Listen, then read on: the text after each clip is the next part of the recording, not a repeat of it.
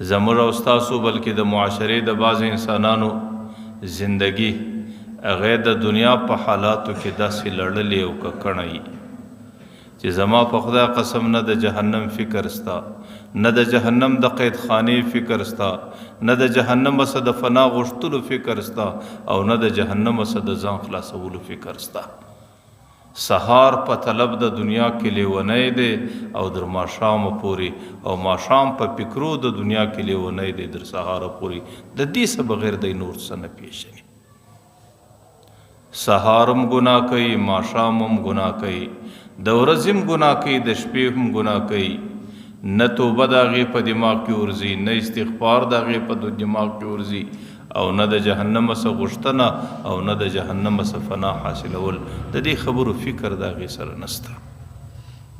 بلکې که د هغې د ورځې او د ماښام د سهار او د غرمې حالات وګورې، که زه دا وایم چې هغه سړی په زور زور او په منډه منډه او په محنت ځان جهنم ته ور اچي، لا به زما خبره ډېره بې ځایه نه وي. زه ستاسو حضور ته یو څلورو پنځه خبرې د جهنم کوم. بیا هر سړی عاقل دی، بالغ دی، هر سړی ته الله تعالی فکر ورکړی دی، دماغ ورکړی دی، او هر سړی باندې الله تعالی دا ورځې راوستلی دي. بیا هر سړی چې په کوم شکل د جهنم څخه ازادي غوښتلی سي، په هغه شکل دی د جهنم څخه ازادي وغواړي. جهنم دا د الله تعالی قید خانه ده. د پیغمبر علیه الصلاۃ والسلام حدیث مبارک دی چې کله الله تعالی جهنم پیدا کړي، پای کې اور د عذاب د پاره انتخاب کړي چې په دې قید خانه کې به زه قیدیانو ته په اور باندې عذاب ورکوم. لیکن اور به داسې اور چې د الله تعالی د شان به مطابق. الله تعالی زر کاله مسلسل اور په جهنم کې بل کړي، په دې خاطر باندې چې دا جهنم تیز د زر کاله څخه وروسته د هغې رنګ ژړ شو، د اور رنګ. بیا یې زر کاله مسلسل هغه اور بل کړي، په دې خاطر چې په دې اور کې تیزی راسي. بیا 2000 کاله بعد د هغې اور رنګ تک سور سو، او بیا چې کله زر کاله مسلسل بل کړي، د هغې رنګ تک تور سو. اوس د جهنم اور د تورې شپې په شکل دی، او د تورې تیارکې په شکل دی، د هغې تیارکې په شکل دی لکه خلک کله وایي یاره داسې تیاره و چې د لاس ګوتې نه کې معلومېدلې. نه د هغې په اور کې څه سړوالی راځي، نه د هغې په ګرمي کې څه کموالی راځي، نه د هغې په لمبو کې څه کمزوري راځي. جهنم الله تعالی د انسانانو دپاره په دغه شکل تیار کړی دی. قرآن کریم وایي وبرزت الجحیم للغاوین، چې کله د قیامت میدان راسي نو جهنم به د ګناهګارانو ته راښکاره سي. 80 ملایکو به د هغې جلو نیولی، او د 80 ملایکو د هرې ملایکې په معاونت کې به 1000 ملایکې ورسره وي، نو 80,000 ملایکو به نیولی.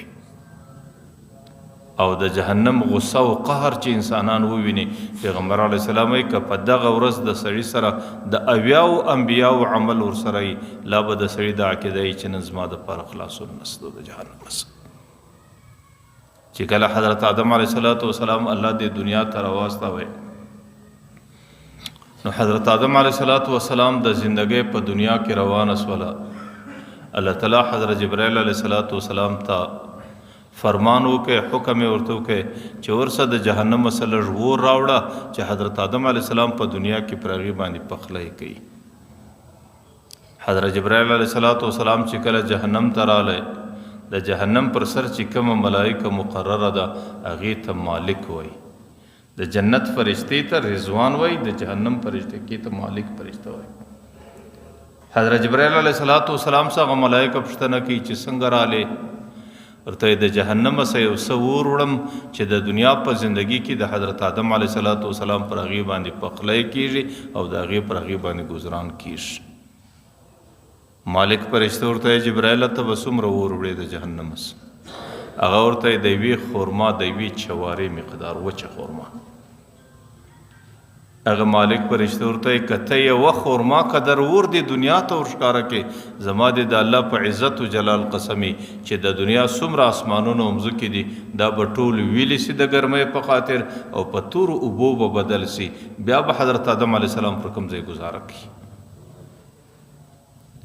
آخر هغه ورته وایي مالک فرشته حضرت جبرائیل علیه السلام ورته وایي د یوې منده کې مقدار وراک.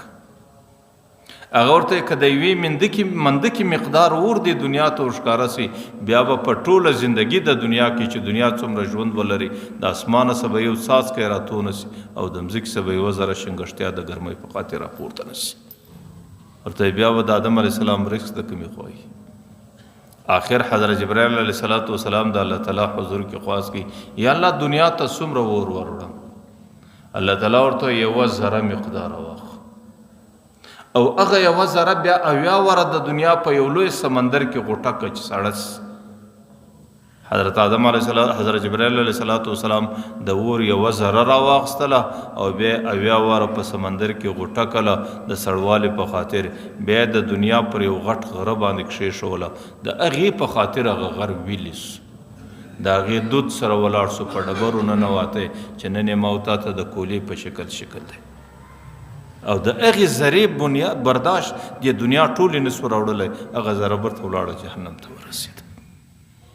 نن چې زما او ستا په کورو کې کوم اور بلیږي څومره تیزي لري هغې باندې اوسپنې ویلیږي په هغې باندې ډبرې په احاکو بدلیږي د هغې برداشت انسان یو ګړی راوړلی نه سي نه هغې ته سړی د لاس یو ګړی ورژندې کولی سي. دا د هغې اور دود دی چې کوم اور الله تعالی د خپلو مجرمانو دپاره د جهنم په قیدخانه کې تیار کړی دی. نو تاسو دا خیال دی چې کله د دې دود دومره تیزي ده نو د هغې اصلي اور د هغې حقیقي اور به تیزي په کوم شکل باندې. دا جهنم برحق دی. دا زموږ عقیده ده پر دې باندې مې زندگی تیره کړې ده او دا د قرآن فرمان دی او د دې عذاب خانې ذکر قرآن کریم کړی دی. که څوک مني کې نه مني دا زموږ په عقیده کې برحق دی او چې کوم څوک یې نه مني هغې د مسلمانانو د عقیدې سره تعلق نه لري. که سړی بغیر د توبې سه او بغیر د توشې سه او په ګناه باندې ککړ هغې د دې دنیا سه رخصت سي د الله تعالی ترتیب داسې دی چې مجرم ته الله تعالی سزا ورکوي د دغه جهنم سره به د سړي مخامخ زندگی تیریږي. ځکه جهنم د الله تعالی ډېره بدترینه قیدخانه ده.